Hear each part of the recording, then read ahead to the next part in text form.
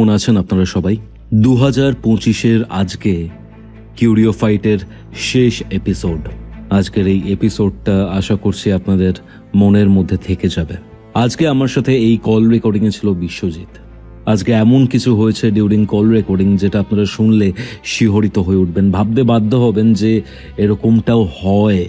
আজকের এই এপিসোড আপনারা কোথা থেকে শুনছেন কমেন্ট করে জানান। ভিডিওটা ভালো লাগলে অবশ্যই লাইক করে শেয়ার করে দিন। অ্যান্ড হ্যাঁ, আপনারা যারা নতুন তারা কিন্তু সাবস্ক্রাইব করতে ভুলবেন না। আপনিও যদি আপনার লাইফে ঘটে যাওয়া এরকম কোনো প্যারানর্মাল অ্যাক্টিভিটি, এরকম কোনো সত্যি ভৌতিক ঘটনা আমার সাথে শেয়ার করতে চান, অথবা আমার থেকে কোনো স্পিরিচুয়াল হেল্প, কোনো অ্যাস্ট্রোলজিক্যাল প্রেডিকশন বা কোনো তান্ত্রিক হেল্প চান, যোগাযোগ করুন আমাদের অফিসিয়াল হোয়াটসঅ্যাপ নম্বরে, যেটি হচ্ছে 6290675195। তাহলে চলুন শুরু করছি কিউরিও ফাইটের ঘোস্টলি কল রেকর্ডিং সিরিজের মারাত্মক একটি হরর পডকাস্ট।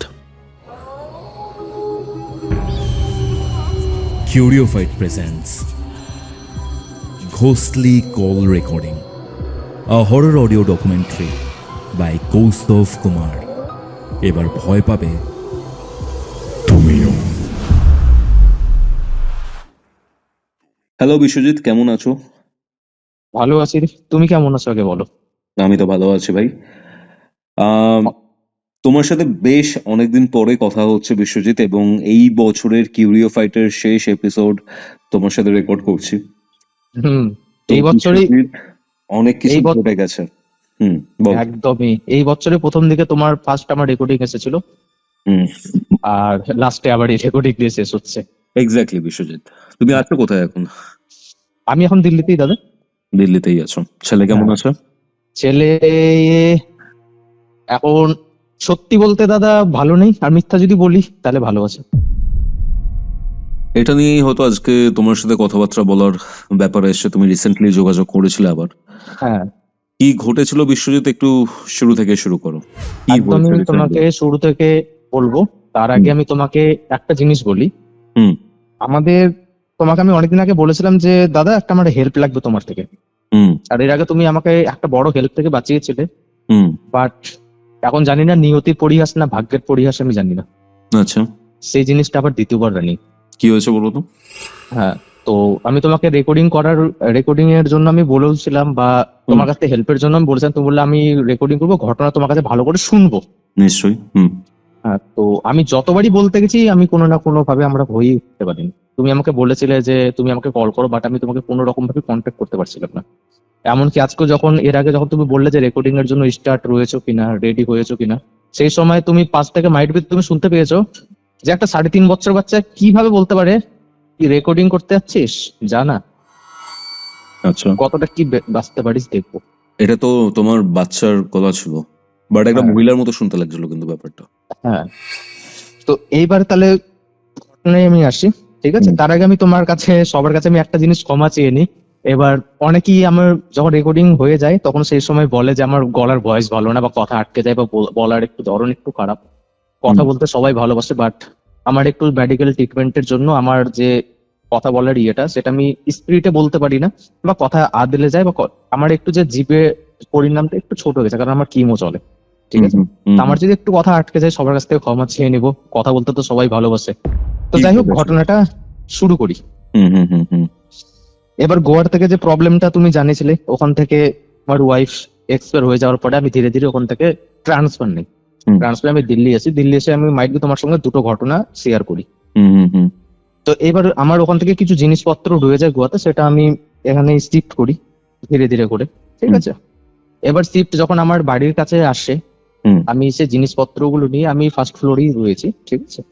আমি আর আমার ছেলে, অ্যাজ এ সিঙ্গেল ফাদার, আমি এখন ছেলেকে আমি দেখাশোনা সবই কিছু এখনই। আর ছেলেকে আমি যখন অফিস যাই, ছেলেকে দেখাশোনার জন্য একটা ডেকের একটা মেট রয়েছেন, উনি সকালবেলায় আসেন আর সন্ধ্যা হতে হতে বাড়ি চলে যান, ঠিক আছে? এই মেয়েটের কথা কেন বললাম তো একটু পরে বুঝতে পারবে। তো আমার জিনিসপত্রগুলো আসে, এসে দুজন বয় ঠিক করি, আমরা সবাই ধরাধরি করে জিনিসগুলো উঠাই। সেই সময় আমি একটা জিনিস লক্ষ্য করে, তুমি অবশ্যই জানো যে আমার আর আমার ছেলের হাতের মধ্যে একটা কবজ দেওয়া হয়েছিল। আমার হাতের মধ্যে কবজটা রয়েছে, বাট আমার ছেলের হাতে সেই কবজটা সেই দিনই হারিয়েছে। এবার জানি না কি করে হারিয়েছে। মানে শিফট করার দিন, তাই তো? শিফট করাতে যেদিন জিনিসপত্র সব গুছাগুছি যেদিন হয়, ঠিক আছে? আচ্ছা। হ্যাঁ, এবার আমি বলি তোমাকে, কারণ আমি তো এসবিআই তে রয়েছি। এবার আমাদের যখন কোনো জায়গায় একটা স্টেট থেকে আরেকটা স্টেটে যখন ট্রান্সফার হয়ে যায়, তো আমাদের এখানে নিউ ফ্রেন্ডস কলোনিতে একটা এসবিআই যতদিন এমপ্লয় রয়েছেন এখানে রুম দেওয়া হয়। ঠিক আছে? হুম। তো আমি সেই জায়গায় শিফট যখন করি, তো আমার জিনিসপত্র সব করার সময়, সেই সময় আমার ওই ছেলের কিন্তু এই ঘটনাটা ঘটে। আমি কিন্তু দুদিন কোনো রকম ভাবে কিন্তু খেয়াল দিইনি। ঠিক আছে? আমি কিন্তু অত কোনো রকম ভাবে আমি দেখতে পাইনি। বাট দুদিন পর থেকে একটা চালু হয় একটা জিনিস। একদিন রাত্রেবেলা ছেলেকে আমি খাওয়া দাওয়া করে টরিয়ে ঘুম পাড়িয়েছি। আর মেবি তুমি একটা জিনিস জানো কি জানো না, আমার মা কিন্তু এক্সপায়ার হয়েছে। হ্যাঁ, বলেছিলাম। হ্যাঁ, এখন অ্যাজ এ আমি আর আমার ছেলেই এখন রয়েছি। ছেলেকে খাওয়া দাওয়া করিয়ে মেয়েটা রান্না করে দিয়ে যান। তো ছেলে আমি খাওয়া দাওয়া করে টোরে নিয়ে, দিনটা ছিল শুক্রবার। ঠিক আছে? খাওয়া দাওয়া করে আমরা ঘুমিয়ে রয়েছি। অর্ধেক রাত্রে আমার যখন আমি পাশ ঘুরে যখন দেখি আমার ছেলে কিন্তু নেই। এবার অর্ধেক রাতে যখন একটা ছেলে পাশে থাকবে না, 3.5 বছরের বাচ্চা, সেই সময় তোমার মনটা কেমন লাগবে? আমি কিন্তু সেইভাবেই চমকে উঠেছি।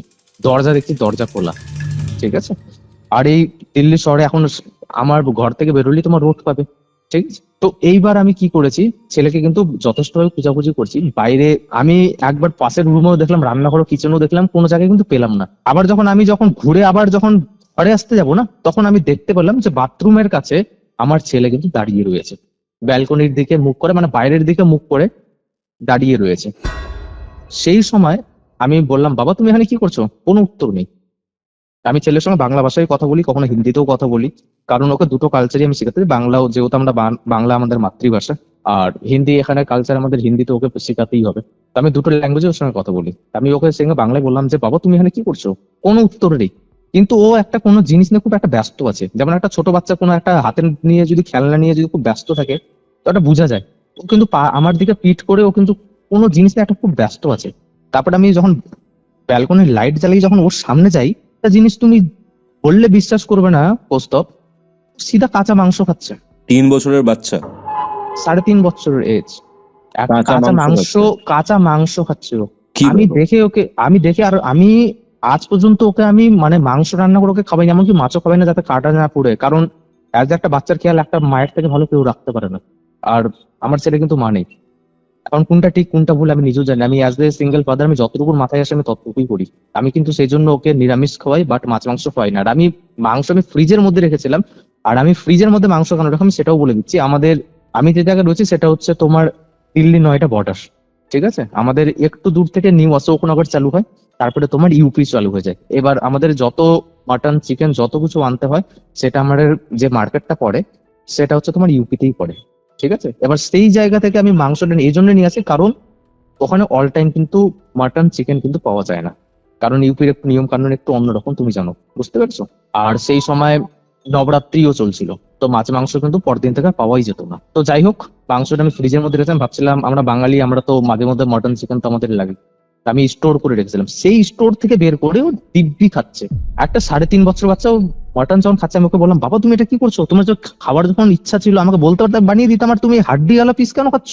আর তুমি কাঁচা মাংসই বা কেন খাচ্ছ? আর আমি সেই সময় মাথা কাজ করতে আমি ওর সঙ্গে কি কথা বলছি। ওকে। কোনো রিপ্লাই নেই ওর। ও কিন্তু মনের স্বাদ মতন খাচ্ছে, মানে কতদিন কোনো কিছু খেতে পারিনি। তারপর আমি ওর হাত থেকে যখন ব্যাগটা যখন নিয়ে নিই না, ক্যারি ব্যাগটা, তখন ও আমার দিকে একটা রাগে একদম চোখ মুখ লাল করে বলছে, কি মনে করেছিলিস আমি কি চলে যাব? তুই কোনো ভুল করিসনি, আমি মানছি, কিন্তু তুই এখন সেই ভুলটা করছিস। কারণ আমার মৃত্যুটা যেভাবে হয়েছে, তুই না জানে, তুই আমাকে হেল্প না করে, তুই আমাকে নিজের ফ্যামিলি বাঁচানোর জন্য তুই আমাকে হারাইছিস। একটা ছোট বাচ্চা এতটা কি করে বলতে পারে? তারপর? এতটুকু কথা বললো। কথা বলে আমি যখন ছেলেকে যখন গায়ে হাত দিয়ে যখন ছাকালাম না, ছেলে সিধা বেহোশ। কোনো ওর শরীরে জ্ঞান নেই, সিধা বেহোশ। আমি ওকে তখন কোন রকম ভাবে পাশের রুম থেকে লোকজন ডেকে, আর এখানে দিল্লির মধ্যে একটা সবাই একটা জবের মধ্যেই থাকে, কি ওগুলা গ্রাহক করে না। ঠিক আছে? আমি 5 জনকে ডেকে আমি ছেলেকে নিয়ে হসপিটালে আসি। ঠিক আছে? হসপিটালে সবকিছু চেক আপ করাই। করানোর পরে ডক্টর বললো যে একে একটু দেখে শুনে রাখো, আর পারলে একটু বাইরে থেকে একটু ঘুরিয়ে আনো। তো যাই হোক, পরদিন ছুটির দিন ছিল, শনিবার রবিবার আমাদের ছুটি হয়, সেকেন্ড সপ্তাহ ছিল। তা আমি সেই সময় ওকে, আমাদের এখানে পাশেই অমিতাভ বচ্চন পার্ক রয়েছে, আমি সেই জায়গাতে ওকে ঘুরিয়ে নিয়ে আসি। আচ্ছা। পুরো দিন ঠিকঠাক। সন্ধ্যা তখন হয়েছে না, ঠিক যখন সন্ধ্যা হয়েছে, আর আগের দিন কাঁচা মাংস যখন খেয়েছে, আমি দুপুরবেলা সব মাংস সরিয়ে দিয়েছিলাম। ওকে দুদিনই আমি খাওয়াতে বসেছি। ও সিধা যিনি আমাদের মেড আছেন ওনাকে যায় বলছে কি, মাংসটা কোথায়? তো উনি কিন্তু বিহারি, উনি বলছেন क्या बोल रही है ये? ও সিধা বলছে, বলছে मटन चिकन कहाँ पे है? তো বলছে आपको खाना है बेटा? सीधा ওর না ইয়ে ধরছে, বলছে जो मैं तुझे बोल रहा हूँ वही बता कहाँ पे है। আমি তখন বুঝতে পারছি এর আবার ইয়ে হচ্ছে। আমি ওনাকে বললাম তো এক কাজ করো, তুমি ওকে ছেড়ে দাও, আমি দেখছি। আমি বললাম মটন চিকেন নেই। বলছে কোথায় আছে? তুই কোথাও থেকে পার এখন আমাকে মটন চিকেন নিয়ে আয়, আর না হলে কিন্তু আমি যে কোনো কিছু করবো। আমি ওকে কোন রকম ভাবে ধরে বাঁধে ওকে কোন রকম ভাবে বুঝাই। আমি বললাম চল এক জায়গায় যাবি। বলছে কোথায় যাবি তুই নিয়ে আমাকে? কি আমাকে আবার তুই আবার আমাকে বের করবি, আবার আমাকে তাড়াবি? আর তাড়াতে পারবি না। তুই যদি আমাকে বের করতে পারিস, বা তুই যদি এমন আমাকে কেউ যদি বের করে যদি দিতে পারে, তা আমি কথা দিচ্ছি তোকে আমি নিজে ছেড়ে দেবো। আর আরেকটা কথা ও আমাকে বলে কি জানো সেই দিন? আমি বললাম আচ্ছা বল তুই আমার ছেলেকে কি করে ছাড়বি? তো বলছে আমি মৃত্যুর পর মানুষের জীবন কেমন হয় জানিস? আমি বললাম কেমন হয়? মানুষ মারা যায়, একটা জন্ম নিলে আরেকটা জন্ম। বলছে আমার বেলা সেরকম হয়নি। আমি যখন আমাকে যখন মারে, যখন ওটা ঝুলায়, এক সময় আমার মনে হয় যে আমি নিচে পড়ে গেলাম, আমি বেঁচে গেলাম, কিন্তু আমাকে মারলো আমার সেই জিনিসটা মনে নেই। আচ্ছা, তুই এই দুটাকে খুঁজে বের কর। আমাকে যে দুজন আমাকে যে ঝুলিয়েছে, আমি তাদের দুজনকে আমার চাই। আমি বললাম দেখ আমি ওগুলোর ঝামেলার মধ্যে আমি যেতে চাই না। আমার তুই যেমন সবকিছু হারিয়েছিস, আমিও আমার গোটা ফ্যামিলিকে হারিয়েছি। তো সেই সময় ও কি বলে জানো? ও একটা খুব ক্রিটি কথা বলে। ও আমাকে সেটা একটাই কথা বলে যে কি মনে করেছিলিস মানুষ পাপ করবে আর তুই সেটা দাঁড়িয়ে দেখবি? তো তোর সঙ্গে হবে না, তুই সেটা দাঁড়িয়ে দেখেছিস, সেই জন্য তোর সঙ্গ হয়েছে। এবার এই জায়গা তোমার এক জায়গায় মনে হচ্ছে যে আমি দাঁড়িয়ে কি দেখেছিলাম। এক্স্যাক্টলি। এবার তোমাকে আমি একটা ঘটনা বলবো, ঠিক আছে? এবার ঘটনার মধ্যে তুমি রিলেট করতে পারবে, আর তোমাকে আমি লাস্টে একটা কোয়েশ্চেন করবো যে ঘটনাটা কার, ঠিক আছে? তিনজন ভালো বন্ধু, খুবই ভালো বন্ধু। মনে করো একসঙ্গে আমরা পড়ছি, একই সঙ্গে খাওয়া দাওয়া, একই সঙ্গে সবকিছু। ছোটবেলায় যখন পরীক্ষা যখন শেষ হতো, পাশের বাড়ি তো, পরীক্ষা যখন শেষ হতো খেলার জন্য ওকে ডাকা হতো, তো খেলবি নাকি? আসতো। একটা ঠান্ডার সময় একটা হয় না পিকনিক করা, সেই পিকনিকও একসঙ্গেই করা হতো। আচ্ছা। তো এইভাবে আমরা ছোট থেকে কিন্তু বড় হয়, সবকিছু নিয়ে বড় হয়। সবাই যখন বড় হয়, এই মাধ্যমিক এইচএস পাস করে যখন সবাই যখন ঠিকঠাক ভাবে রাস্তায় যখন পৌঁছায়, তখন একটা যেটা সব থেকে বড় একটা নোংরামি খেলা চালু হয়। আমি একদম খুলে বলছি প্রস্তাব, ঠিক আছে? কিছু মনে করো না, আমি একদম খুলে বলছি। একটা বাস্তব ঘটনা মানুষের মধ্যে জানা উচিত, আর আমি সেটাই চাই। যখন জ্ঞান যখন হয় না, তখন আমাদের মধ্যে একটা সব থেকে বড় একটা যেটা চালু হয় সেটা হচ্ছে ধর্ম। বন্ধু যে তিনটে বন্ধু ছিল, একটা ও দু ভাই ছিল নিজের, আর একজন ছিল সিঙ্গেল একটা হিন্দু ছেলে। দুজনের মধ্যে ভালো একটা সম্পর্ক ছিল, দু ফ্যামিলির মধ্যে ভালো কিছু একটা আলোচনা ছিল। কিন্তু পরবর্তীকালে একটা হিন্দু একটা মুসলিমের একটা ব্যাপার হয়, পরবর্তীকালে ওদের কানেকশনটা কিন্তু ধীরে ধীরে করে কাটে। বুঝতে পেরেছো? বুঝতে পারছি। সেই সময় এইবার আমি তোমাকে একটা কথা বলি, যে হিন্দু ছেলেটা ছিল মনে করো সেটা আমি। ফর দ্য এক্সাম্পল তুমি ভালো বুঝতে পারবে, সেই হিন্দু ছেলেটা আমি। আমার ফ্যামিলির মধ্যে কিন্তু আমার বাবা আমার মাই রয়েছে। আমি চাইছিলাম যে আমাদের আজ মা লোকের বাড়ি কাজ করছে, কাল যেন আমার সবকিছু ঠিক হয়। আর যিনি আমার আর যারা যে আমার বন্ধু ছিল, দু ভাই, কাকাটো জ্যাঠাটো যারা ভাই ছিল, ওরা ও ডক্টরের ছেলে ছিল, মানে ডক্টর ছোট ক্লিনিক হয় না গ্রামে, সেই ক্লিনিকের ছেলে ছিল। তো ওদের যতটুকু পয়সা করেছিল সেটাই। এমনকি তুমি বিশ্বাস করবে না, যখন পিকনিক হতো না ছোটবেলা, সেই সময় ওর বাবা মা এমনও একসময় ভালো মানুষ ছিল বা এতটা ইয়ে ছিল, ওরা বলতো যে এক কাজ করবি, তুই পিকনিক করবি, তোকে কিছু দিতে হবে না, তুই খালি মাংসর খালি দামটা দিস, আর যতটুকু হবে চালটা লোকলে তোকে দিতে হবে না, খালি তুই মাংসের 20-30 টাকা যেটা হবে তুই সেটাই দিবি। এইভাবে কিন্তু একটা ভালো সম্পর্ক কিন্তু খারাপ হয়। ওরা কিন্তু সোজা একটা পার্টির সঙ্গে যেটা এখন বর্তমান সময়েও ওটা এখন ক্ষমতাশীল আছে, সেই পার্টির সঙ্গে যুক্ত হয় কলেজের মধ্যে। আর এই কিন্তু অন্য পার্টির মধ্যে যোগ হয়, দুজনের কিন্তু একটা বিবাদ লাগে। প্রথম ভালো সম্পর্ক হয়, কিন্তু পরবর্তীকালে কিন্তু বিবাদ লাগে। এর মধ্যেই একটা ছেলের একটা ইয়ে ছিল। তো যাই হোক, আমি একটা ভালো একটা নাম করে নিয়ে, আমি একটা ভালো করে পড়াশোনা করে টোরে নিয়ে আমি একটা ভালো চাকরি করব। তারপর বাবা মাকে তো দেখতে হবে না।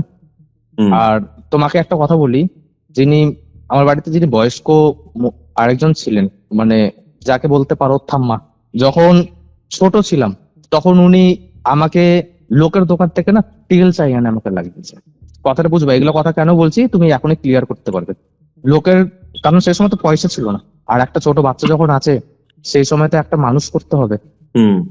আর যেই সময় আমার যখন জন্ম হয় সেই সময় বাবার একটা ওই ট্রাক্টরের পিছন দিকে ইয়ে হতো না, আগে যেমন ওই হাল চাষ করতো না, ট্রাক্টরের পিছনে লোকের ক্ষেত্রে যখন ইয়ে হতো, তো খোদাই করার জন্য একটা লোহার ইয়ে লাগানো থাকতো, আমি কি করে বলবো তোমার বুঝতে পারছি না। তো তার মধ্যে আমার বাবার পা পড়ে যায়, সেই পাটা ভেঙে যায়। তারপর থেকে বাবা কিন্তু সেভাবে কাজ করতে পারতেন না, সম্পূর্ণ মায়ের উপর যেত। সেই জন্য মা লোকের বাড়ি বাসন মাজতো, রান্না করতো। আর দিদা গ্রাম থেকে ভিক্ষা করে যতটুকু চলতো আমাকে ছোট থেকে পড়াইছে, মানুষ করেছে। তারপরে আমারও একটা স্বপ্ন ছিল যে আমি এদেরকে ভালোভাবে করব। আমার একটা মেয়ের সঙ্গে সম্পর্ক শুরু হয়। মেয়েটার সঙ্গে সম্পর্ক শুরু হওয়ার পরে যখন ওর বাড়ির লোককে যখন আমি যাই বলি যে আমি জানাজানি যখন হয়, আমি তখন ওর বাড়িতে গিয়ে বলি যে আমি আপনার মেয়েকে করি, বাড়ির লোক আমাকে বেধড়ক মারার পরে যখন আমি আবার যখন করি, আমার যাকে আমি প্রেম করতাম তাকে গিয়ে যখন আমি বলি যে আমি তোমাকে, আমাদের সম্পর্কটা কোনোভাবে করছে না, কি করা যায়, ও আমাকে বললো তুমি একটা জব করো, ঠিক হয়ে যাবে। আমি বাইরেও যেতে চাইছিলাম, সবকিছু ঠিকঠাক ছিল।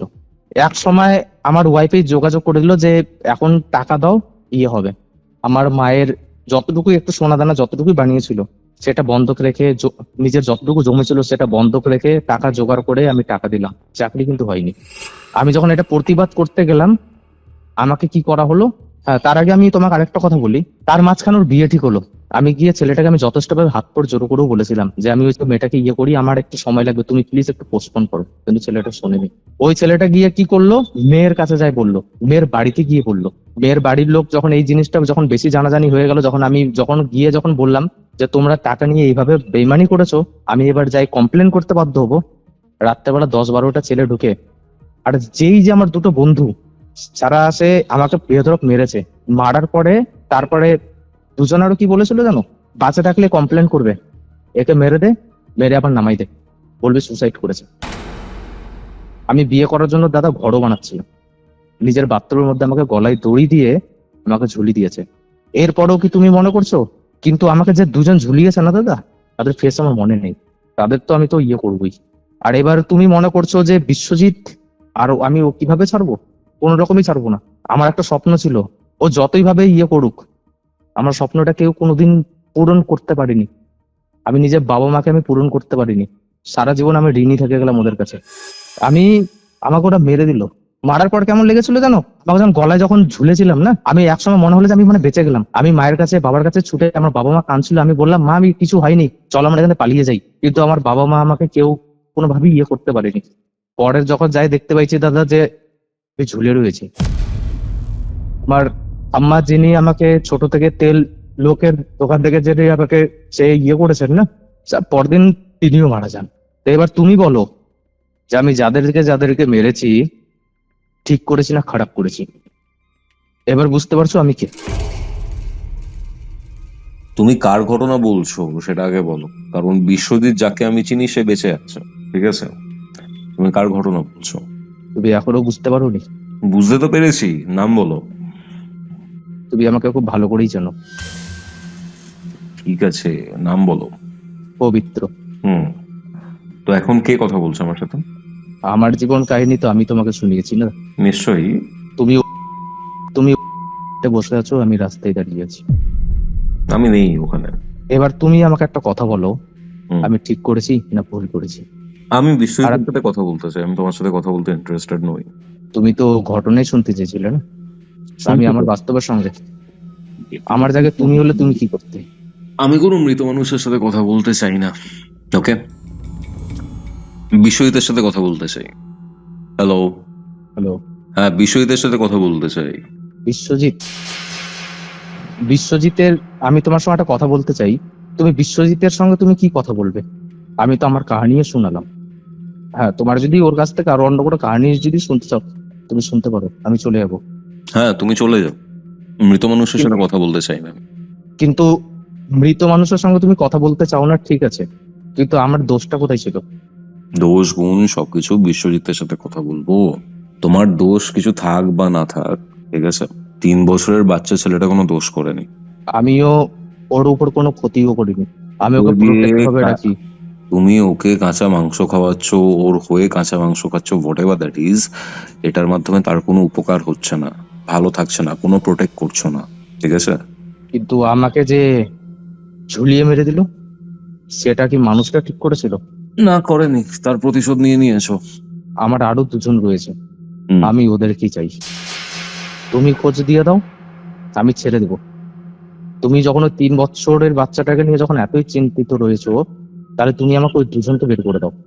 আর একটা কথা আমি তোমাকে এই ফোনের মাধ্যমে বললাম, তুমি পাবলিশ করবে, আমি তোমাকে ওপেন কথা বলে গেলাম, হুম। আমার কোনো ইয়ে নেই। ওই দুজনকে হয়তো আমি মারবই। আমি কোনো যদি দোষ করি আমি ওদেরকে মারতে পারবো না, আর আমি যদি দোষ না করি, আমি যদি সত্যি হই, তা আমি ওই দুজনকে মারবই। এটা পাবলিশ হয়ে যাওয়ার পরে আমার কোনো প্রবলেম হবে না, সম্পূর্ণ দোষ বিশ্বজিতের উপরেই যাবে, কারণ তুমি কথা এখন বর্তমান বিশ্বজিতের সঙ্গেই বলতেছো। দেখো আলটিমেটলি তুমি যে জিনিসটা চাইছো না, ঠিক আছে, তোমার উপর একটা সিম্প্যাথি একদম ফার্স্টের দিন যবে থেকে তোমার ঘটনা শুনেছি তবে থেকেই ছিল।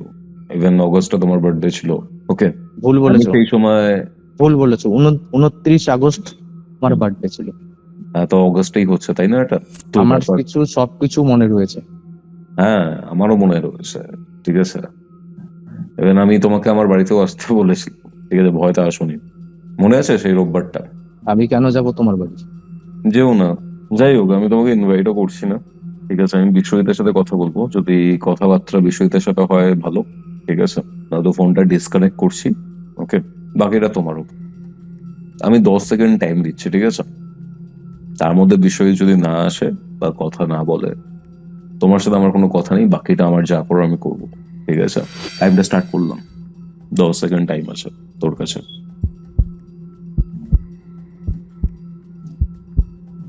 তো তুমি কি আমার সঙ্গে কি চ্যালেঞ্জ হিসাবে নিচ্ছ? ভাই, এরকম টাইপের কাজগুলো আমি চ্যালেঞ্জ হিসেবে নিই না, ঠিক আছে। আমি বললাম তো তোর সাথে আমি আর কোনো কথাই বলবো না। 10 সেকেন্ডের মধ্যে আর 6 সেকেন্ড ঠিক আছে, আমি যাচ্ছি, কিন্তু তোমারও কিন্তু না, কোনো পায়ের যেটা বলছি সেইটুকুই হবে, ঠিক আছে। আর 4 সেকেন্ড আছে।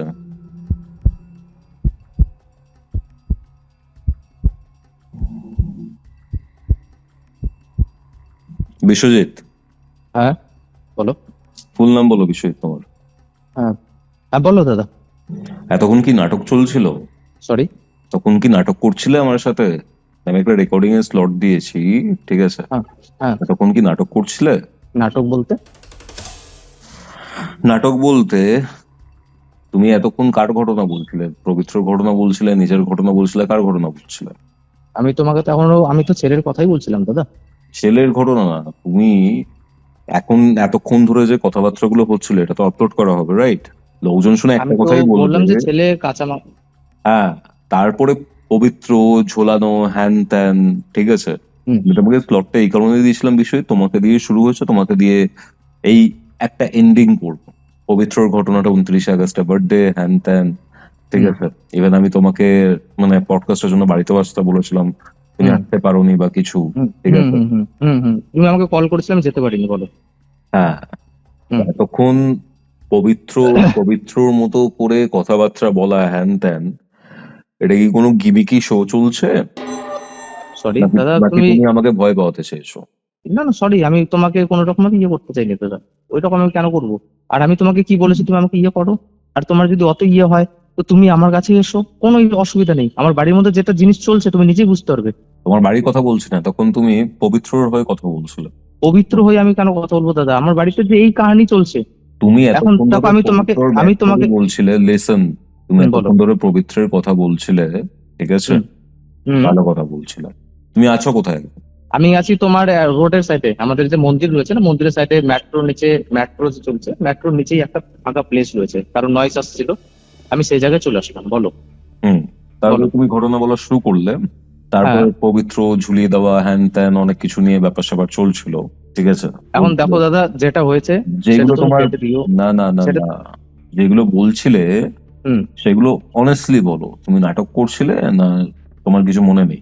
এখন দেখো, আমি তোমার সঙ্গে কি কথা বলছি সেটা আমিও জানি না, ঠিক আমি আছে। ফোনটা আর ডিসকানেক্ট করছি, আমি তোমাকে হ্যাঁ। রেকর্ডিংটা পাঠাচ্ছি, শুনে তারপর আমাকে বলো এটা তুমি বলছিলে না অন্য কেউ ঠিক আছে, তুমি বলছিল? পাঠাও। হ্যাঁ হ্যাঁ পাঠাও। শুনলে রেকর্ডিংটা?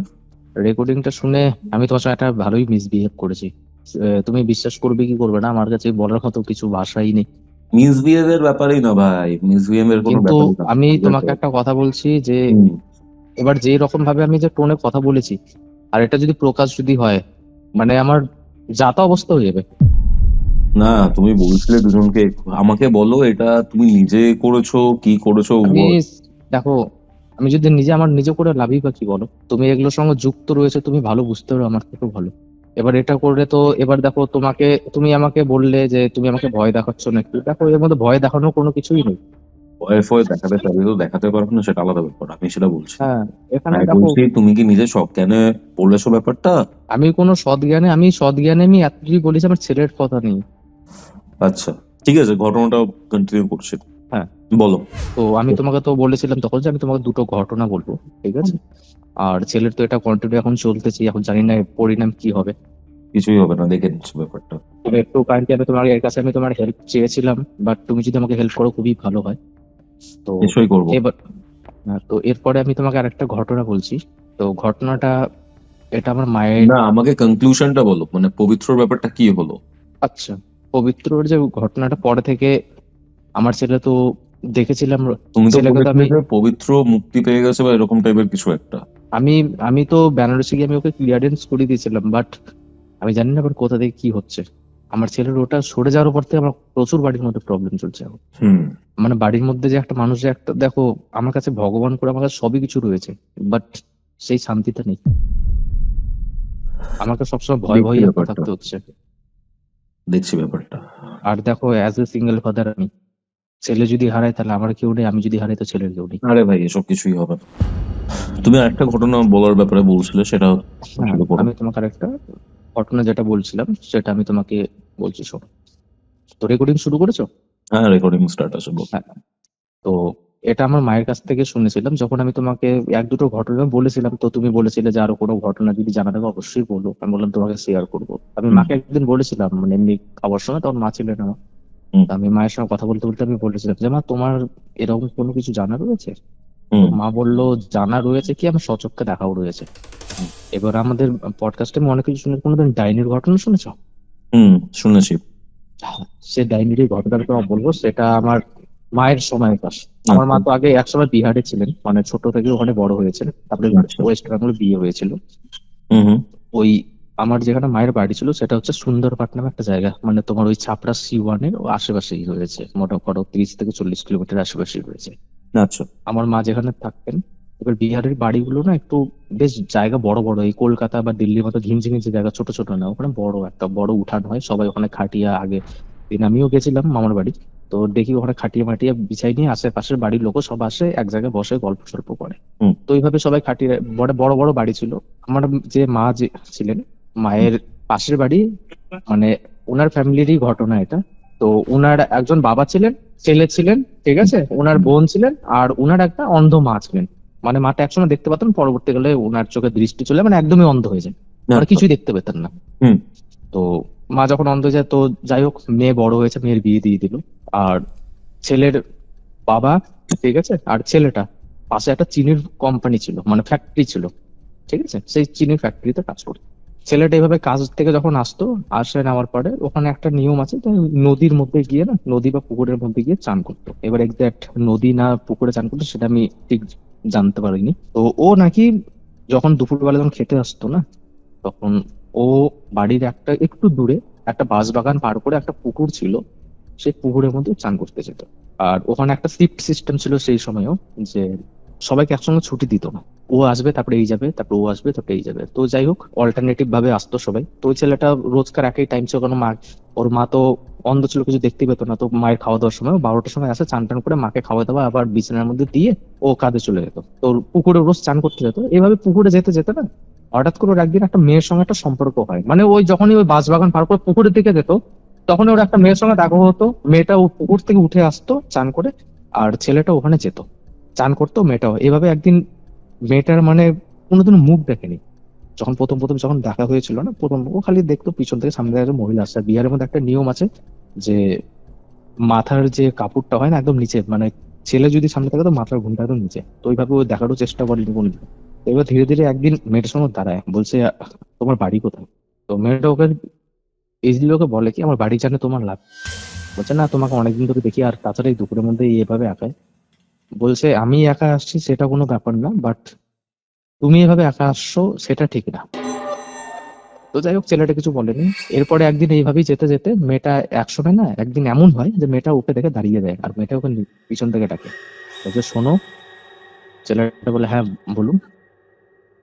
তো বলছে তুমি আমাকে রোজই দেখো, পিছন থেকেও তুমি আমাকে ফলো করো, আর কি তোমার পছন্দ? তো ছেলেটা বলে আমি আপনাকে দেখিনি কোনোদিন সামনাসামনি। বলছে দেখো না, তো তুমি দেখে নাও। তো মেয়েটার মুখ দেখায়, তো মেয়েটার মুখ দেখে না ছেলেটা একদম মুগ্ধ হয়ে যায়। মানে মুগ্ধ বলতে মানে এত অপূর্ব দেখতে ছেলেটা। মানে মেয়েটা মানে ছেলেটাই বলেছিল, যখন এই ক্লিয়ারেন্সটা যখন হয় তখন আলোচনা হয়েছিল, মানে মেয়েটা অপূর্ব দেখতে। তো বলছে তুমি যদি বিয়ে যদি আমাকে করতে চাও, তাহলে আমার তো বাড়িতে কেউ নেই, তো তুমি তোমার বাড়িতে বলতে বলো, আর তাছাড়া তোমার মাকেই খালি বলবে। আর তোমাকে আমি একটা কথা বলছি, তুমি কিছু মনে করো না। বলছে আমার বাবা রয়েছেন, তা আমি মাকে কেন বলবো? বলছে তোমার বাবা বেশি দিন তো নেই উনি। তো বলছে বেশি দিন নেই মানে? বলছে না, উনি কাজের মধ্যে থাকেন, তো তুমি যাও তোমার মাকে গিয়ে বলবে যে তুমি একজন মেয়েকে ভালোবাসো, ওনারা ও যদি মানে তাহলেই আমরা বিয়ে করবো। ছেলেটা বললো ঠিক আছে। আর ছেলেটা কিন্তু মেয়েটা এতই মুগ্ধ না, মানে মেয়েটা এতই দেখতে সুন্দর, ওই মেয়ের প্রতি এতটাই মুগ্ধ হয়ে গেছে, জোর কোনো কিছু ইয়ে নেই। সেই দিন ও খাওয়া দাওয়া করেছে, যখন খেতে বসেছে তখন ওর অফিস থেকে, মানে যেখানে ও কাজ করতো চিনির ফ্যাক্টরি, ওখান থেকে একটা লোক দৌড়ে দৌড়ে আসছে। আসে বলছে এই শুন শুন শুন, তুই তাড়াতাড়ি করে চিনির কোম্পানিতে চল। বলছে কি হয়েছে? বলছে তোর বাবা চিনির বস্তা, মানে চিনির যখন লোডিং হয় না, চিনির লোডিং হয়ে যাবে উপরে ওদেরকে কাউন্ট করতে, যাতে নিচে পিঁপড়া না ধরে, বুঝতে পেরেছো? তো ওই যখন চিনির বস্তা যখন উঠাতে যায়, সেই উঠাই ওই সিঁড়ি দিয়ে পড়ে, আর এর নিচে একটা ওই ত্রিশূলের, মানে ভোলে বাবার ত্রিশূল ছিল, বুঝতে পারলে, সে ত্রিশূলের মধ্যে ডাইরেক্ট পড়ে যায় গেতে, ওখানেই মারা যায়, স্পট ডেট হয়ে যায়। তখন সেই সময় কিন্তু ছেলেটা মাথায় কিন্তু একটা নক পড়ে। তো ওর মেয়েটা আজকে বললো যে তোমার বাবাকে বলবে না, তোমার বাবা বেশি দিন থাকবে না। ও কিন্তু পরদিন বাবার সেদিনকার কাজ সেরে নেওয়ার পরে পরদিন কিন্তু যায়নি ওখানে, তারপরের দিন যায়নি। বাবার ওই কাজ টাজ মিটে যাওয়ার পরে 11 দিন পরে যখন সব পুরো কাজ মিটে গেছে, তারপরে আবার ওই পুকুরে যাওয়া কন্টিনিউ চালু হয়েছে। তো এক দুদিন মেয়েটাকেও দেখতে পাইনি, তারপরে আবার একদিন দেখতে পেয়েছে, মেয়েটা ওর জন্য অপেক্ষা করছে। মেয়েটাকে সিধা গিয়ে বলছে তুমি কি কেন সেদিনকে এরকম বললে আমার বাবা? মেয়েটা ডাইরেক্ট কথা ঘুরে বলে না, আমি সেই দিনে জেনেছিলাম তোমার বাবাকে আমি জানতাম, তো আমি শুনেছিলাম যে তোমার বাবা অনেকক্ষণ আগে মারা গেছে, সেই জন্য আমি তুমি বলেছি। তো যাই হোক, তোমার তো এখন সঙ্গে কেউ নেই, আর তাছাড়া তোমার মাকে দেখার জন্য তো আমাকেই দরকার হবে, তো আমি তোমার বাড়ি যেতে চাই। তো তুমি তোমার মায়ের সঙ্গে কথা বলছি, বিয়েতে যদি রাজি হয় তাহলে আমরা ইয়ে হবে। আর হ্যাঁ, বিয়েতে কাউকে ওই রকম ডাকার দরকার নেই, তুমি আর আমি মন্দিরে গিয়ে ইয়ে করে নেবো, বিয়েটা সেরে নেবো। তাহলে কাউকে অত খরচ করা দরকার নেই, কারণ তুমি একটা চিনির কোম্পানিতে কাজ করছো, টাকাটা আমাদেরই সেভিংস হবে। ছেলেটা বললো ঠিকই আছে, আর রিসেন্ট আমার বাবাও মারা গেছে, আর এখন তো বিয়েও করা যাবে না। তো ওরা কি করলো, বললো ঠিক আছে একটু সময় নাও, আমরা পরে বিয়ে করবো। বলছে অত সময় ধরে কি হবে, মাকে তো দেখার জন্য, আর তুমি ছেলে মানুষ, তুমি যদি মাকেই যদি দেখো এখন, তাহলে তাহলে কামাই করবে কি করে? সবকিছু চিন্তা ভাবনা করলো মেয়ে। ছেলেটা ওর মাকে গিয়ে বললো, তো মা এরকম করে হচ্ছে। তোর মা বললো ঠিক আছে, তুই এক কাজ কর, আমাদের গ্রামের যে পুরোহিত রয়েছে, যে ব্রাহ্মণ রয়েছে, তুই উনাকে ডাক। তো উনাকে ডাকা হলো, উনাকে ডাকে নেওয়ার পরে উনি বললেন যে এরকম একটা মেয়ের সঙ্গে ওর ভালো ইয়ে হয়েছে। তো পণ্ডিতজি বললেন, তো বলছে কোন মেয়ে, কোথাকার মেয়ে, কি নাম? ছেলেটা বলছে নাম তো আমি জানি না। বলছে নাম জানিস না? তুই নাম না জানিস ছেলের মেয়েটা তো কি করলো? বলছে আমি নাম জেনে নেবো। বলছে ওর একটা কুণ্ডলী একটা দেখে টেকে তারপরে দিন ইয়ে করছি, আর তাছাড়া 2.5 মাসের মধ্যে মানুষ মারা গেলে একটা 2.5 মাসের মধ্যে একটা নিয়ম থাকে, সেই নিয়মটা কমপ্লিট করে নেওয়া যায়, বুঝতে পেরেছো? তারপরে তোরা বিয়েটা করিস। তো পরদিন আবার ছেলেটা ওই কথা মতোই ভাবে যায়, আর সেই সময় তো মোবাইলও ছিল না। তো পরদিন আবার ছেলেটা যায়, ও মেয়েটাকে ওই জায়গায় দেখতে পায়। তো মেয়েটার নাম বললে, তো আমার নাম হচ্ছে অঞ্জলি। বলছে তোমার বাবার নাম কি ছিল? বলছে আমার বাবা অনেকদিন আগে মারা গেছিল, আমার বাবা এর পরের গ্রামে ছিল, তো এরকম কেউ জানবে না। যাই হোক, বলছে তাহলে তুমি আমার মায়ের সঙ্গে দেখা করতে চলো, পণ্ডিতজি থাকবেন, উনি সবকিছু ইয়ে করবেন, যেহেতু তোমার কেউ নেই। আর তাছাড়া তুমি কিভাবে চলছে? বলছে আমি এইরকমই চলছে, এদিক ওই দিক থেকে চলে যাই আমার।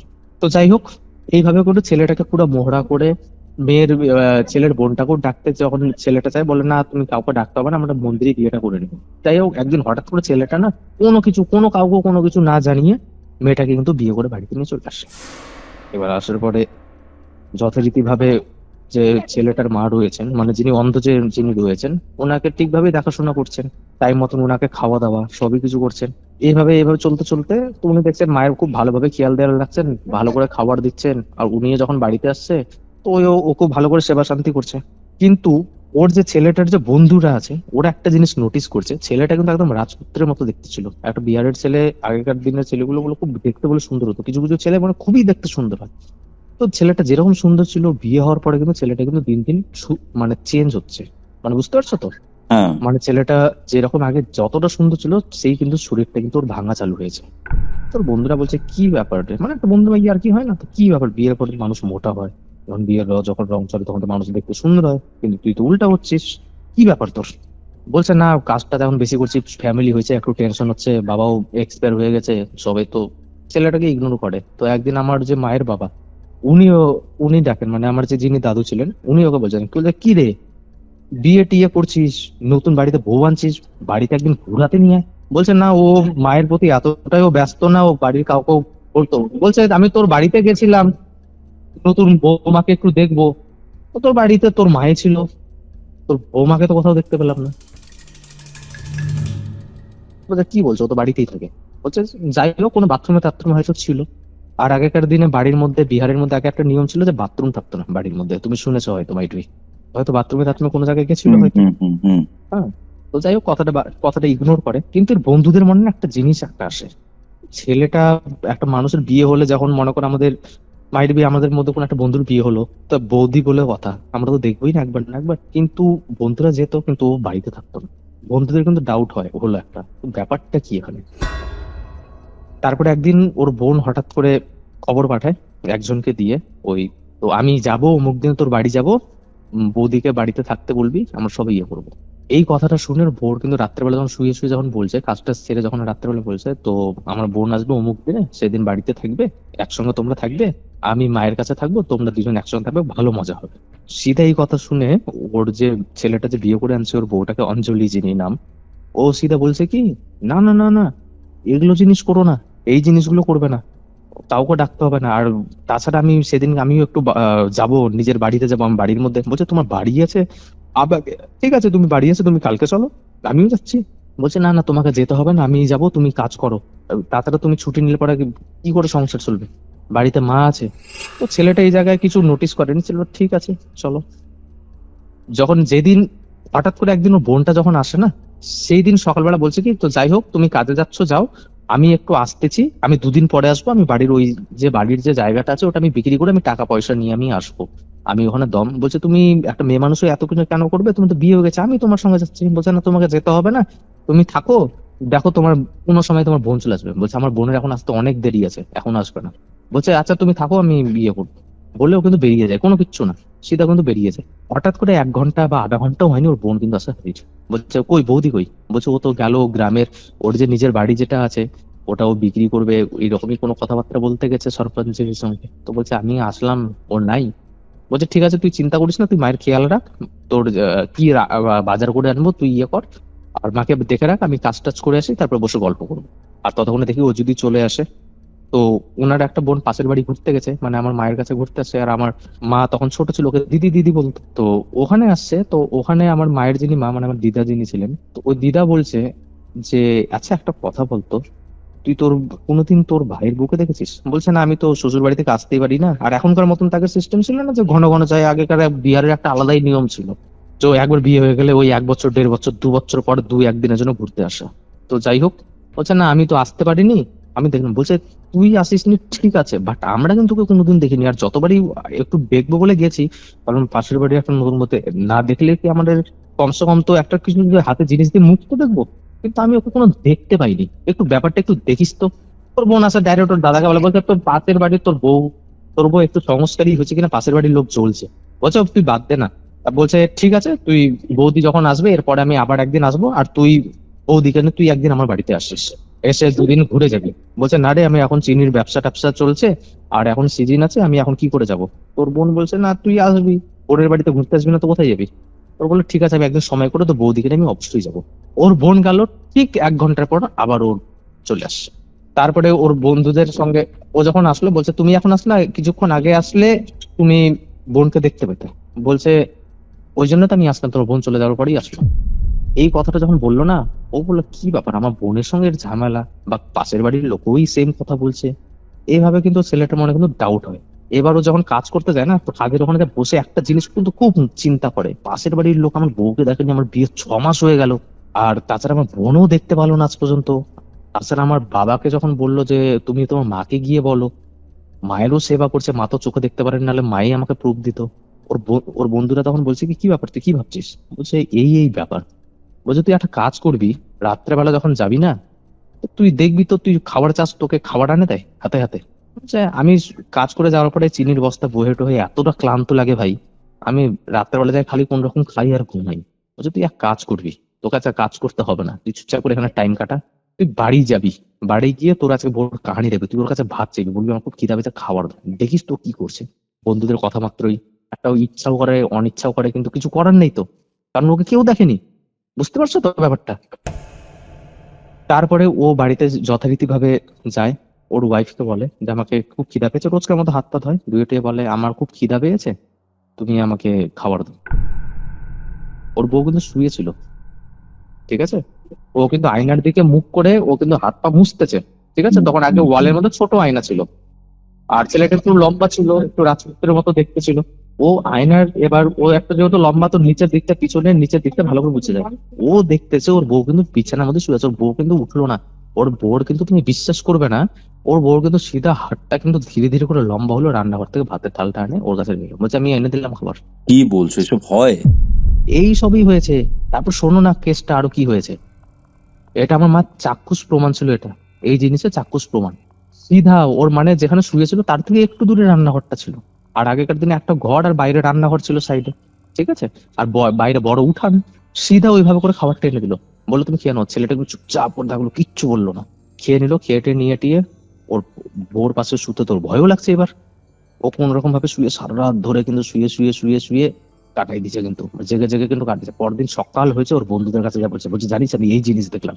বলছে এই জিনিসটাই তো তোকে আমি এতদিন ধরে বুঝাতে চাইছিলাম, যে কিছু একটা গড়বড় আছে, কিন্তু তুই তো একটা, আর তুই মেয়েটা শোন দেখতে কোথায় পেয়েছিলিস? বলছে আমি পুকুরের ধারে, যখন চান করতে যেতাম খালি গায়ে, তখন মেয়েটাকে দেখতে পেতাম, আবার যখন আসতাম তখন কিছু আর দেখতে পেতাম না। বলছে এক কাজ করবি, তোর আমরা এখানে যে গ্রামের যিনি প্রথমে এসেছিলেন যে পুঞ্জিকা দেখার জন্য, বলছে তুই ওর কাছে চল। ওর কাছে গেছে, যাই সম্পূর্ণ ঘটনা ওকে বলছে।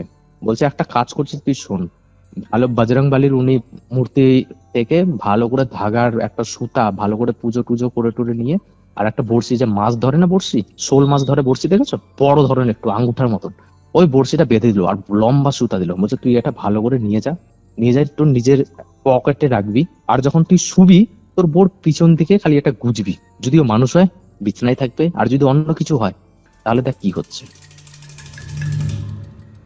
যথারীতি ভাবে শুয়েছে, রোজকার মতন শুয়েছে, খাওয়াও সেম ভাবেই দিয়েছে, হাত লম্বা হয়ে ওকে খাবার দিয়েছে, ও কিচ্ছু বলেনি। ওর বউ কিন্তু বারবার বলছে কিছু হয়েছে, বলছে না কিছু হয়নি। বলছে কি ব্যাপার তুমি আজকে কাপড় ছাড়বা না? বলছে না আজকে কাপড় ছাড়বো না, এইভাবে করবো, আজকে খুব ক্লান্ত লাগছে, আজকে এমনি ঘুমাবো। ও কিন্তু কোনো কাপড় চোপড় জায়গা পকেটের মধ্যে দড়ি ছিল। ওর বউ যখন শুয়েছে অনেকক্ষণ ধরে, কিন্তু ওর বউ কিন্তু সেদিনকে রাত্রে কিন্তু ঘুমাচ্ছে না, ওর বউ কিন্তু জেগে আছে অনেকক্ষণ ধরে, জেগে জেগে জেগে জেগে যখন ইয়ে হয়েছে, গভীর রাত হয়েছে, তখন দেখছে ওর বউ ওর ছেলেটার কিন্তু মুখের দিকে ঘুরছে, আর ঘুরে ছেলেটার গলার মধ্যে না কিছু একটা খাওয়ার চেষ্টা করছে বা কিছু একটা চাটার চেষ্টা করছে, বুঝতে পারছো? ছেলেটা আর কোনো কিছু ইয়ে না করে ছেলেটা বউটাকে জড়ায় ধরে ইয়ে করে পিছন থেকে কোন রকম বড়শিটা বের করে কেটে দিয়েছে। যখন পিছন দিকে যখন হাত দেয় না, দেখছে ওর পিছন দিকে হাড্ডি ছাড়া কৌস্তব কিচ্ছু ছিল না, যেভাবে পরদিন এসে যখন ইয়ে করে। আর যখন বড়শি কেটেছে না, একটা কিভাবে একটা বাজে রকম ভাবে চিৎকার করে সিধা উড়ে গেল। আর ওই ছেলেটা কি করলো, হাতের মধ্যে রশিটা ছাড়তে লাগলো, আর অনেক বড় রশি ছিল, সুতো ছিল, অনেক বড় সুতো ছিল, ছাড়তে ছাড়তে ছাড়তে একসময় কিন্তু সুতাটা কিন্তু থেমে গেল।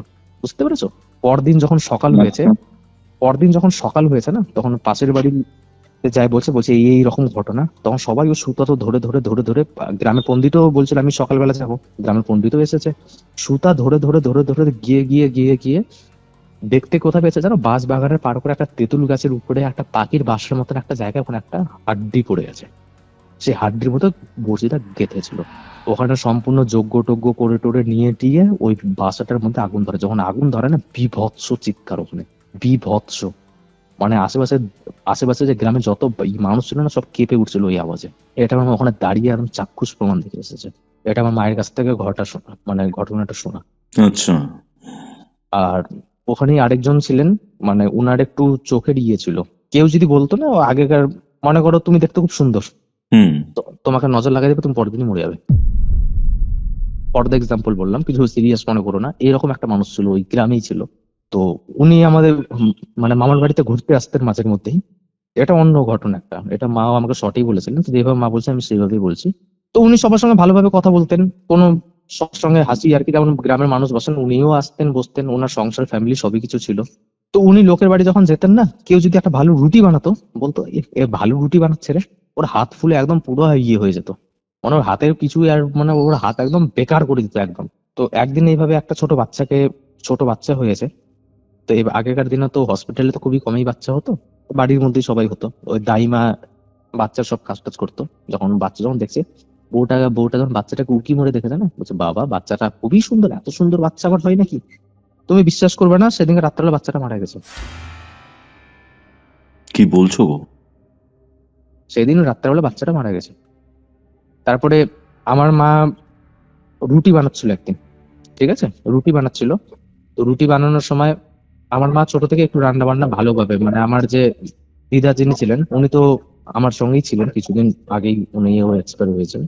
উনি যখন, আমার দিদা আমার মাকে ছোট থেকে রান্না বান্না শিখেছিল, কারণ বিহারের মধ্যে না ছোট থেকেই বিয়ে দিয়ে দিত, তো রান্না বান্না ভালো শিখিয়েছে। তো আমার মাকে দেখে বলছে কি, বাবা তোর মেয়েটা এত ছোট, এইভাবে তোর মেয়েটা এত সুন্দর ভাবে রান্না করছে। আমার মায়ের সেদিনকে হাতের মধ্যে একটা চুড়ি ছিল, সেই চুড়ি যত বেলা যাচ্ছে তত হাত ফুলতেছে, মানে ফুলতে ফুলতে ফুলতে ফুলতে মানে চুড়ি একদম গেঁথে গেছে হাতের। তারপরে আমার মা বলেছে আমার দাদুকে, তো বলছে দেখো ওই আসছিল, আসে টোকে এইভাবে করছে। আমার দাদু সিধা গেছে ওর কাছে, যা বলছে তুই যে আমার মেয়েকে যেটা করেছিস চল সেটা কর। বলছে আমি কি করছি, আমি কিছুই করিনি, চল তো কি করছি। গেল আমার মাকে আসলো, আমার মায়ের খালি হাতের মধ্যে বললো কই কিছু করিনি তো, খালি একটা হাতে টোকা মারলো, 10 মিনিটের মধ্যে হাত ফুলা কমে গেল। আর শেষে ওই মহিলার আরো এরকম অনেক কিছুই, যাকেই বলেছে সেই তো গেছে, মনে করে কেউ একটু পয়সালা বলছে, খুব পয়সালা, পরদিনও ভিখারি হয়ে গেছে। এমন ভাবে গরিব হয়েছে, মানে দিন আনতে দিনে ও ভাত খেত, রাত্রেবেলা ও কি খাবে পরদিন কোনো ইয়ে নেই। পরবর্তীকালে যখন এই গ্রামের লোক যখন এটা নিয়ে যখন পরেশান যখন এত হয়ে গেছিল না, মানে বাড়ি ওই পাড়ার মধ্যে কাউকে যদি বলতো, কারো যদি একটু দেখতে সুন্দর হতো বা পয়সা হলো, ওকে মেরেই খেত। ওর নিজের বড় বাচ্চাকে মেরে দিয়েছে। তো ওকে একদিন গ্রামের লোক কি করেছে, বাঁশ বাগানের মধ্যে ওকে ভালো করে বেঁধে দূর থেকে কেরোসিনটা লোকে জ্বালাই দিয়েছিল। এটা নিয়ে ভালো একটা ক্রিমিনাল কেসও হয়েছিল, যারা যারা পুড়িয়েছিল তাদেরকে জেলে নিয়ে গেছিল। যখন ওকে যখন পুড়ায় না, যেমন পেতনিকে যেমন পুড়ালে যেমন চিল্লায় না, সেইভাবে ওইও চিল্লাইছিল। তো সবাই ওকে মনে করতো যে ও মানুষেরই ছিল না। এবার ও মানুষ ছিল না, ওর চোখ খারাপ ছিল না, জিভ কালো ছিল, সেটা বলা যাবে না, কিন্তু ওকে জিন্দা জ্বালায় পুড়ে গিয়েছিল। এটা ওর মায়ের কাছ থেকে শোনা ঘটনা। মানে এরকম টাইপের ঘটনা এখনকার দিনে খুব বিরল, মানে বিরল হ্যাঁ, আর কি। এখনকার মানে দিনে এখন হ্যাঁ, শোনা এখন যায় না এরকম টাইপের। না, এটা অনেক বিশেষ আগেকার কোনো ঘটনা। আমার মা দায়িত্ব। তখন নিজেই ছোট ছিলেন, মনে করো এটা ঘটনাটা আমি বলছি তোমাকে ওই হুম। 1975 বা 76 এইরকম বুঝতে পারছি। সেই সময় ঘটনা। সেই সময় বিহার মানে প্রচুর গ্রাম ছিল, প্রচুর গ্রাম সেই সময়ে। এখনো কি বলতো, ওইদিকে কারো জিপ কালো বা এটা থাকলে না প্রচুর এরকম এখনো হয়, আমি শুনতে পাই।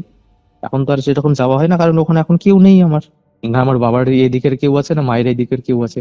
তো ওখানে আর যাওয়ার কোনো প্রশ্নই হয় না। কিন্তু আমি যখন ছোটবেলায় গেছিলাম, 2004 সালে আমি লাস্টে গিয়েছি, তখন আমি এখানে শুনতাম, মানে আমি যখন গিয়েছিলাম তখন আমার দাদু বেঁচে ছিলেন। তো সেই জায়গায় মানে আমাকে বলতেন, তো একে বাইরে বাইরে বেরোতে দিবি না, একে সবসময় ঘরে রাখবি। আর যখন গেলাম তুমি বিশ্বাস করবে না, কাজলে ফোঁটা আমাকে দিয়ে রাখতো, যেন নজর না লাগে। আর আমাকে 3 দিনের মধ্যে একটা দাদুর বাড়ি প্রথমবার গেছি, আমাকে তো ভালোভাবে ঘুরাবে, এদিক ওদিক ঘুরাবে, 10-12 জায়গা আমাকে 3 দিনের মধ্যে পাঠিয়ে দিয়েছে। বুঝতে পারছি। মানে ওই গ্রামের যেখানে আমার মায়ের বাড়ি ছিল, মানে ওই গ্রামের সবারই এইরকমই মেন্টালিটি, মানে খুবই কারো মানে যদি ভালো যদি দেখে, ব্যাস যদি টোকা দেয় তো কোনো না কোনো খারাপ হয়ে যাবে। থ্যাংক বিশ্বজিৎ ঘটনাটা শেয়ার করার জন্য। তোমার ফার্স্ট এর যে পোর্শনে ঘটনাটা ছিল, আই ডোন্ট নো ব্যাপারটা বলতে বলতে প্রসেস হয়ে গেছিল কিনা বা কিছু। আমি অফ দ্য রেকর্ডিং এইগুলো নিয়ে কথা বলে নিচ্ছি তোমার সাথে। তবে তুমি বিশ্বাস করো বা না করো, তুমি আমার সঙ্গে যদি 2 থেকে 1 ঘন্টা কাটাও, তাহলে তুমি বুঝতে পারবে যে আমার সঙ্গে কি হচ্ছে আর আমার ছেলের সঙ্গে কি হচ্ছে। আর বিশেষ করে ওকে। এই রাতে আমাকে তুমি বিশ্বাস করবে না, আমাকে কতগুলো সিএল আর পিএল লাগাতে হচ্ছে এখন মাসে। এটাই ছিল আজকের ঘটনা। আজকের এই ঘটনা আপনাদের কেমন লাগলো কমেন্ট করে জানাতে কিন্তু ভুলবেন না। ভিডিওটা ভালো লাগলে অবশ্যই লাইক করে শেয়ার করে দিন। অ্যান্ড হ্যাঁ, আপনারা যদি আমার থেকে কোনো স্পিরিচুয়াল হেল্প চান, কোনো অ্যাস্ট্রোলজিক্যাল প্রেডিকশন চান, কোনো তান্ত্রিক হেল্প চান, যোগাযোগ করতে পারেন আমাদের অফিসিয়াল হোয়াটসঅ্যাপ নম্বরে, যেটি হচ্ছে 6290675195। এই নাম্বারটি অন স্ক্রিন আপনারা দেখতে পাচ্ছেন, ডিসক্রিপশন বক্সে রয়েছে এবং কমেন্ট সেকশনের একদম পিন কমেন্টে থাকছে। দেখা হচ্ছে পরবর্তী এপিসোডে, যেটি আসছে 2026-এর 1 তারিখ। ততক্ষণ অবধি কিউরিও ফাইটার এরকম আরও ঘোষলি কল রেকর্ডিং শুনতে আপনার মোবাইল স্ক্রিনে আসা ডান দিকের অথবা বাঁ দিকের বক্সে ক্লিক করুন। Curiophyte presents Ghostly Call Recording, a horror audio documentary by Kaustav Kumar. এবার ভয় পাবে